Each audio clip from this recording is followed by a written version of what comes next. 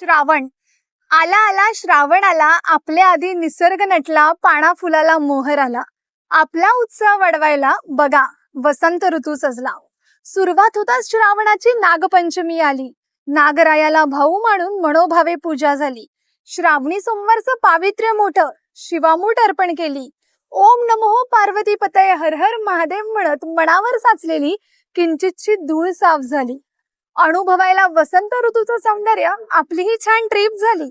निसर्गाने नेसलेल्या हिरव्यागार शालूचा मनमुराद आनंद घेताना त्याच्या प्रती थोडी कृतज्ञताही व्यक्त केली. टॉम अँड जेरीच्या अवखळ नात्याची नव्याने जाणीव करून द्यायला रक्षाबंधनाचा सण आला.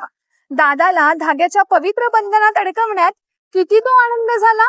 लोण्यासाठी थरावर चढणाऱ्या श्रीकृष्णाची छाप मनात ठेवून स्पर्धेपोटी थरावर थर लावणाऱ्या गोविंदांचा उत्साह वाढवायला दहीहंडी आली.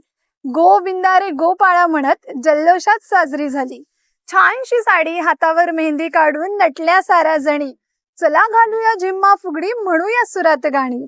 घालून कोंबडा, खिसून दोडका, मोडून दिंड्या, आता थकून चालणार नाही.